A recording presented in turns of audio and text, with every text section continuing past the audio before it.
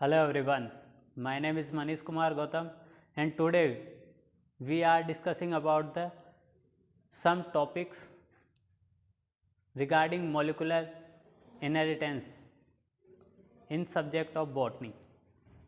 जब हम बात करते हैं डीएनए की तो डीएनए डबल हेलिकल होता है, राइट। डीएनए की जब आप बात करेंगे तो डीएनए न्यूक्लियस के अंदर प्रेजेंट होता है। जब डीएनए फॉर्म होता है रेप्लिकेशन के थ्रू, तब हम रेप्लिकेशन के मैकेनिज्म में देखते हैं कि डीएनए डुप्लेक्स का फॉर्मेशन होता है। तो डीएनए डुप्लीकेशन की बात करेंगे तो डीएनए जो है वो न्यूक्लियस में डुप्लीकेशन हुआ, राइट। एस फेज में जब सिंथेसाइज होता है डीएनए तो डीएनए डुप्लीकेशन होता है। तो डीएनए डुप्लीकेशन के बाद में डीएनए को न्यूक्लियस में स्केटर्ड फॉर्म में नहीं रखना, एक सिस्टमेटिक वे में रखना है, एक ऑर्गेनाइज वे में रखना है।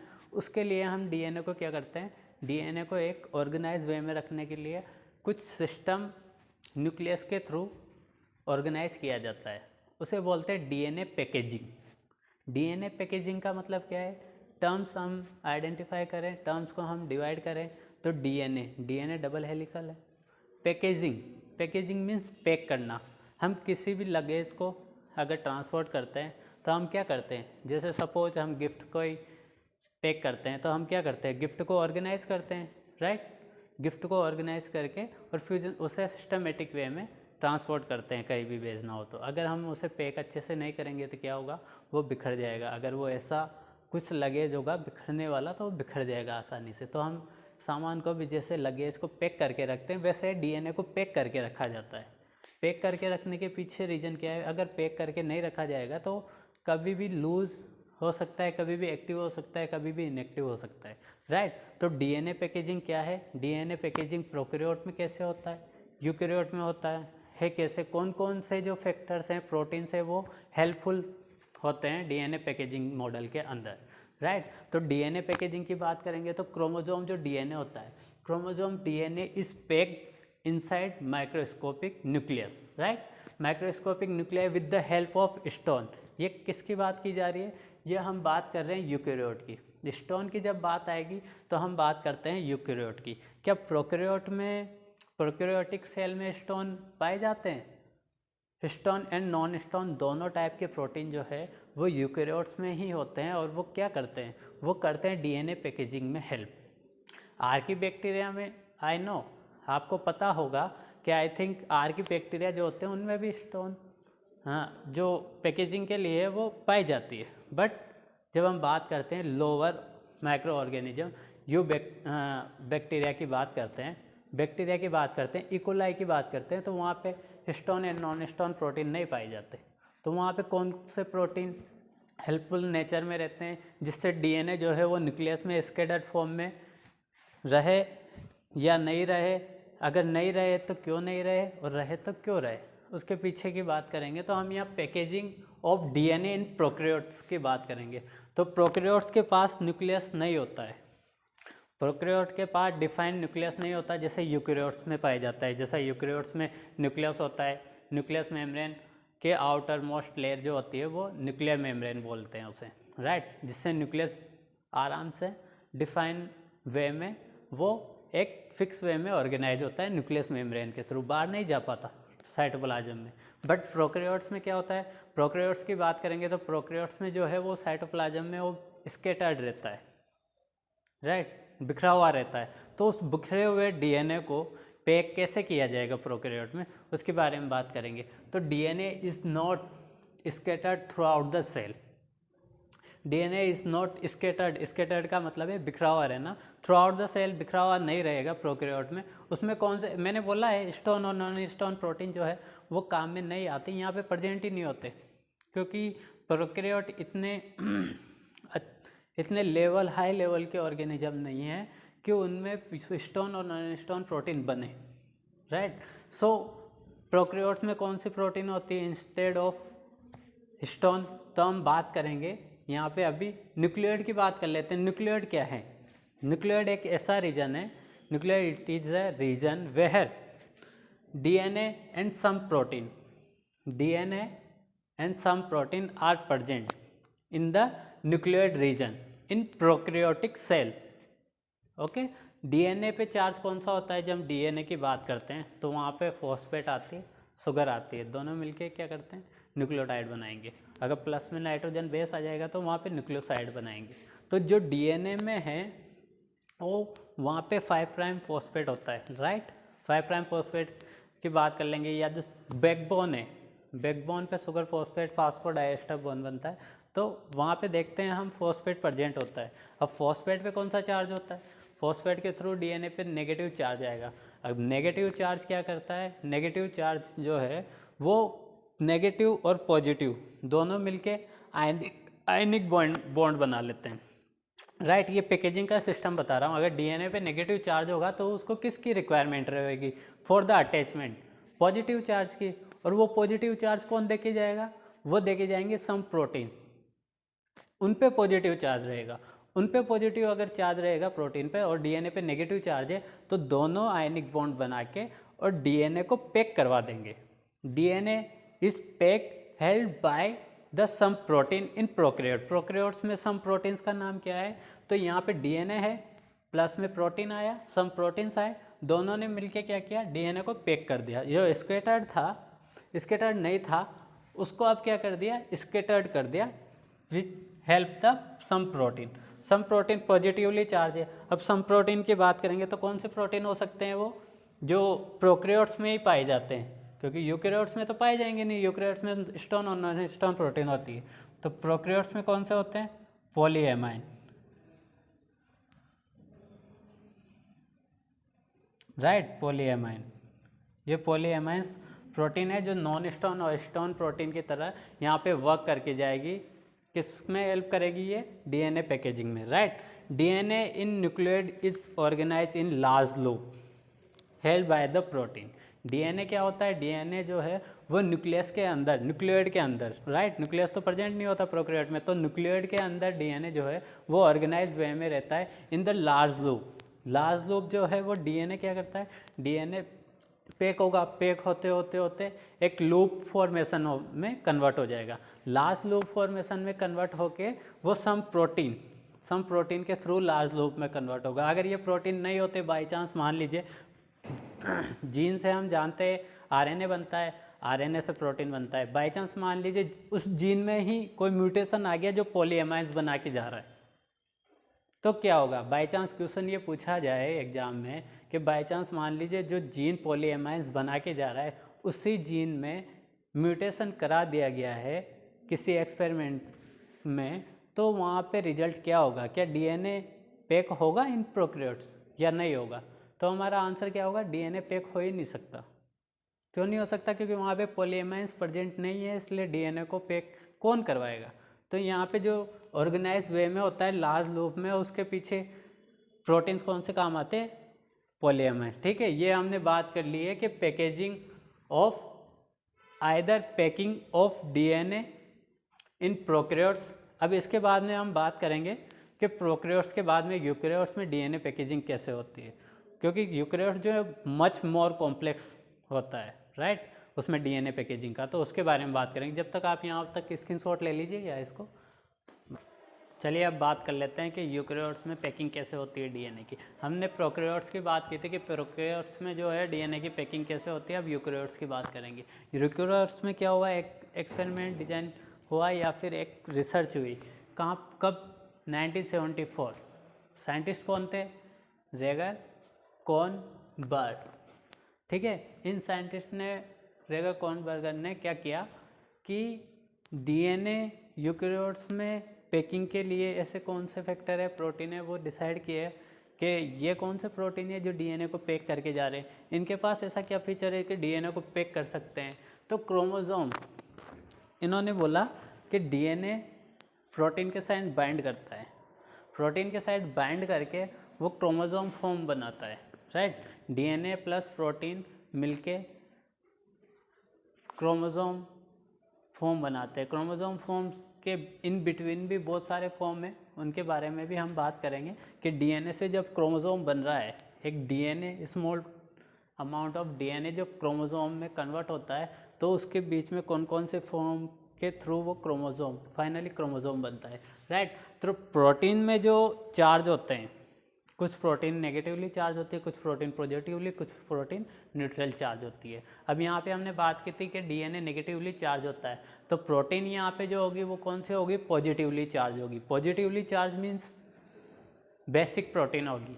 अब जब प्रोटीन पे जो चार्ज एक्वायर होता है, प्रोटीन एक्वायर द चार्ज, किसके अबंडेंस के रीजन या कारण में वो चार्ज प्रोवाइड करके जाता है। तो प्रोटीन जो है वो अबंडेंस ऑफ अमीनो एसिड होता है।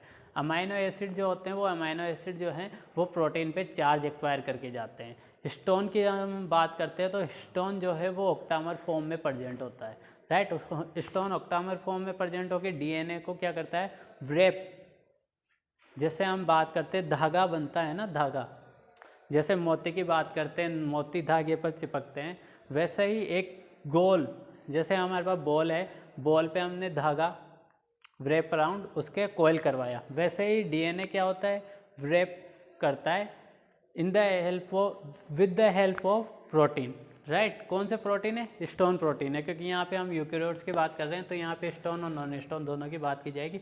स्टोन प्रोटीन 5 टाइप की होती है। एक H1 स्टोन प्रोटीन होती है, ये क्या कर रही है, लिंक करने का काम कर रही है। ये डीएनए है हमारा, राइट। ये रेड कलर में जो शो हो रहा है वो डीएनए है, ये डीएनए है। इसको जो है वो लिंक करने का काम कौन कर रही है, ये H1 स्टोन प्रोटीन कर रही है। H1 स्टोन प्रोटीन अगर बाहर की साइड लिंक करने का काम कर रही है तो इसे लिंकर प्रोटीन या प्लग की तरह काम कर रही है, तो प्लगिंग प्रोटीन भी बोल सकते हैं, राइट। इसके बाद में ये जो राउंड शेप में दिख रहा है वो है स्टोन ऑक्टामर। स्टोन ऑक्टामर में 4 टाइप के प्रोटीन आएंगे। H1 तो लिंकर प्रोटीन हो गया। कौन कौन से प्रोटीन आएंगे, अगर H1 प्रोटीन को हटा दिया जाए तो H2A, H2B, H3 and H4। H2 के 2 टाइप है, A एंड B, दोनों ही डाइमर फॉर्म में रहते हैं, तो 4 ये हो गए।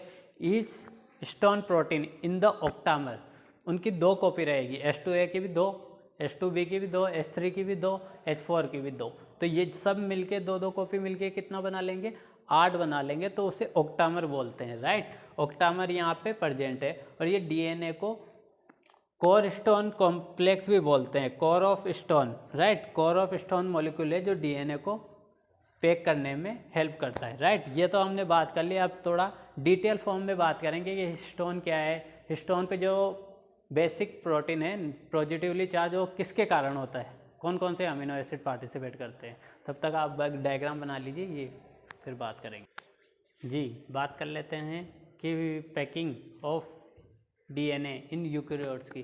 तो यूकेरियोट्स में हम बात कर रहे थे, तो हमने बात की स्टोन की। जब हम बात करते हैं तो ऑक्टामर फॉर्म में रहती है। स्टोन की हम जब बात करेंगे तो प्रोटीन जो है, हमने बात की थी कि बेसिक प्रोटीन होती है, बेसिक जो है वो पॉजिटिवली चार्ज प्रोटीन होती है। तो प्रोटीन के पीछे जो चार्ज है वो किसके वजह से आया, वो अबंडेंस ऑफ अमाइनो एसिड की वजह से आया, abundance of positive amino acid. तो पॉजिटिव अमाइनो एसिड का नाम क्या है, बाय चांस पूछ लें कि पॉजिटिव अमाइनो एसिड जो होते हैं प्रेजेंट होते हैं स्टोन प्रोटीन में, वो कौन कौन से होते हैं।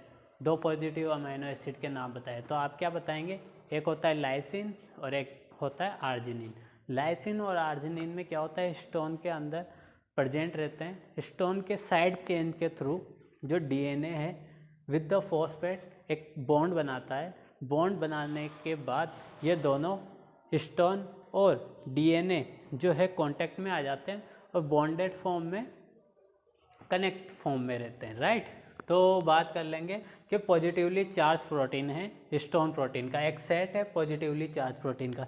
स्टोन प्रोटीन की बात करेंगे तो ऑक्टामर फॉर्म में प्रेजेंट है, मैंने बोला। तो ऑक्टामर फॉर्म में टाइप ऑफ स्टोन की बात कर लेते हैं कि टाइप ऑफ स्टोन में कौन कौन से हैं, राइट। एक तो हो गया H1 प्रोटीन, 5 टाइप के स्टोन प्रोटीन होते हैं, एक हो गया H1 प्रोटीन। हमने डायग्राम में इससे पहले बात की कि स्टोन प्रोटीन जो होता है वो लिंकर का काम करता है, राइट। लिंकर का काम करता है, ये अनपेयर फॉर्म में रहता है, सिंगल फॉर्म में रहेगा, डबल फॉर्म में नहीं रहेगा, 2 कॉपी नहीं रहेगी, सिंगल फॉर्म में रहेगा। बट एक्सेप्शनल केसेस H1, उसके बाद में जितने भी हैं H2A, H2B, H3 and H4, ये कोर स्टोन प्रोटीन का पार्ट है। कोर स्टोन प्रोटीन का मतलब मिड, जो मिड में था ना, उसका पार्ट है, ये कोरस्टोन प्रोटीन का पार्ट है जिससे रैप कर रहा था डीएनए, राइट। तो ये पेयर फॉर्म में रहता है, राइट। तो पेयर फॉर्म में रहेगा ये कौन सा कोरस्टोन प्रोटीन, H2A, H2B, H3,4 और H1 लिंकर प्रोटीन है, अनपेयर फॉर्म में रहेगा, राइट।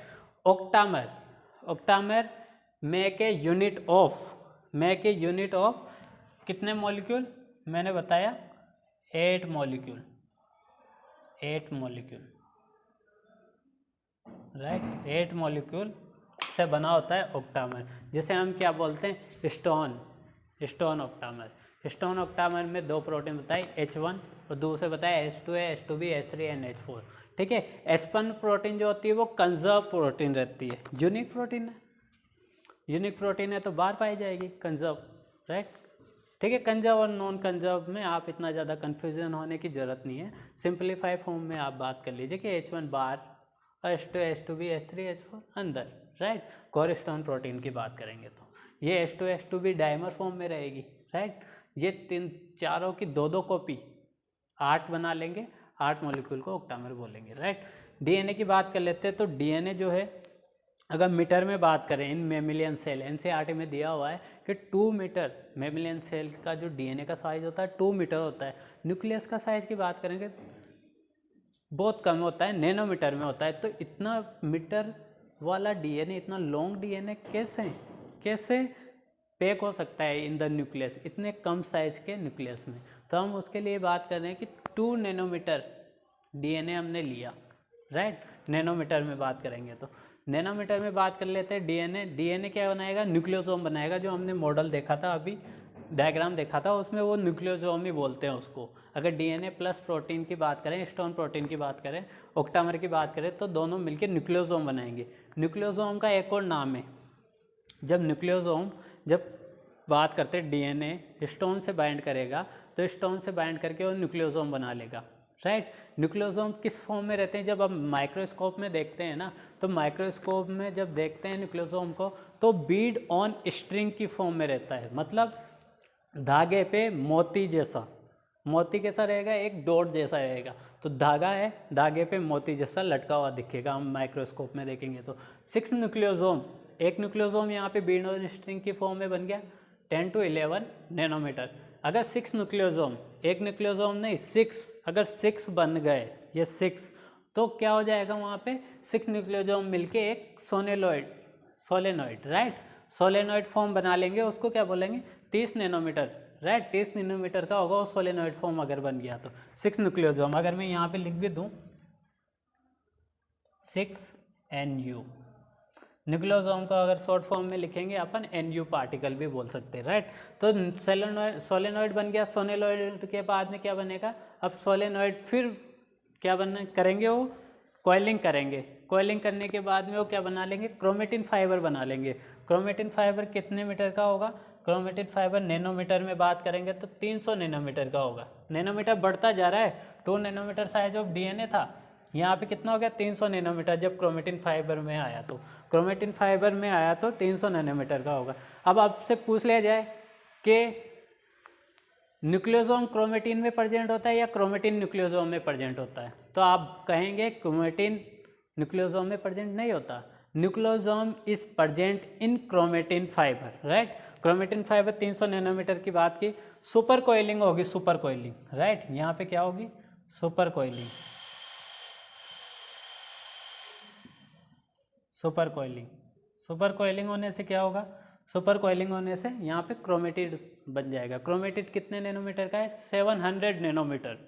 2 नैनोमीटर से स्टार्ट किया था डीएनए, यहाँ पे 700 नैनोमीटर पे आके क्रोमेटिड बन गया। क्रोमेटिड फिर सुपर कोइल होगा। सुपर कोइल होने के बाद हम जानते हैं क्रोमोजोम जो 1400 नैनोमीटर का बन जाएगा, राइट। ये हमारा ओल्ड डीएनए क्रोमोजोम में कन्वर्ट हो गया। हमने क्रोमोजोम और डीएनए के इन बिटवीन इतनी सारी फॉर्म देखी है, nucleosome, solenoid, chromatin fibre, chromatid, right.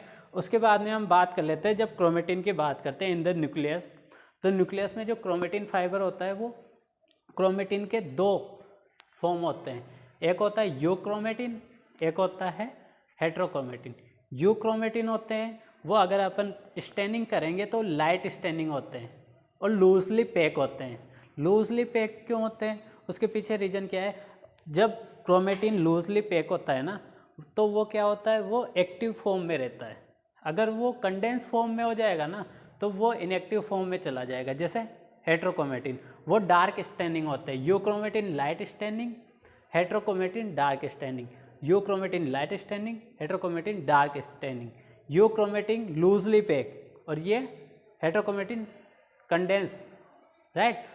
और यूक्रोमेटिन ट्रांसक्रिप्शनली एक्टिव होते हैं, ट्रांसक्रिप्शन करवाने में एक्टिव होते हैं। लेकिन ये हेट्रोक्रोमेटिन ट्रांसक्रिप्शन नहीं करवा पाते क्योंकि ये ट्रांसक्रिप्शनली इनएक्टिव होते हैं, राइट। ये दोनों हो गया, ठीक है। अब बात करें क्रोमेटिन फाइबर जो है वो मेटाफेज, सेल डिवीजन में हम बात करते हैं कि मेटाफेज स्टेज में क्या होता है। मेटाफेज स्टेज में यहाँ पर जो क्रोमेटिन हैं वो डिवाइड होते हैं, मतलब तो वो क्रोमोसोम फॉर्म कर लेते हैं, राइट। मेटाफेज स्टेज को याद रखना, यहाँ से भी क्वेश्चन आ सकता है कि मेटाफेज स्टेज में क्या होता है, राइट।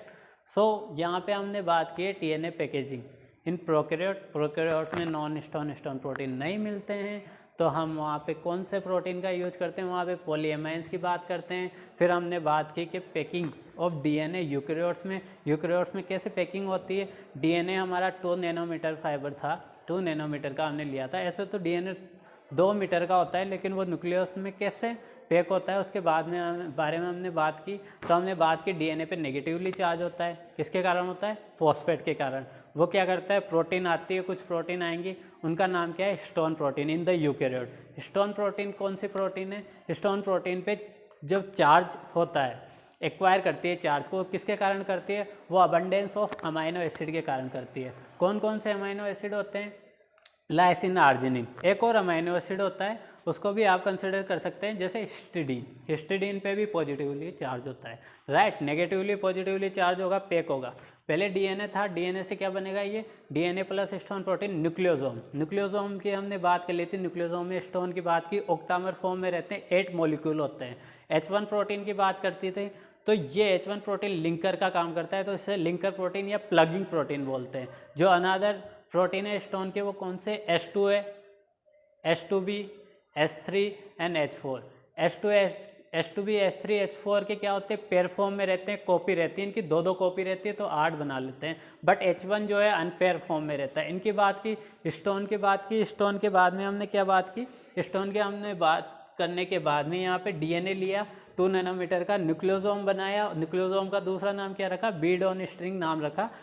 10 to 11 नैनोमीटर की बात की। उसके बाद में 6 न्यूक्लियोसोम अगर मिल जाते हैं तो 6 न्यूक्लियोसोम मिलके सोलेनोइड बना लेंगे। सोलेनोइड 30 नैनोमीटर का था। फिर उसके बाद में क्रोमेटिन फाइबर आया 300 नैनोमीटर का। 300 नैनोमीटर के बाद में फिर सुपर कोइलिंग हुई। सुपर कोइलिंग का मतलब है कि वो व्रेप हो रहा है बार बार, राइट। उसके बाद में 700 नैनोमीटर आया क्रोमेटिड के बाद में 700 नैनोमीटर पे क्रोमोसोम आएगा 1400 नैनोमीटर या फिर 1400 nanometre. Chromatin fibre metaphase stage में डिवाइड हो गए, क्रोमेटिड बना लेते हैं, ठीक है। ये मैंने बात की है पैकेजिंग ऑफ डीएनए और packing in prokaryote and packing in eukaryote. Thank you so much. I hope ये सेशन आपको बहुत अच्छा लगा होगा।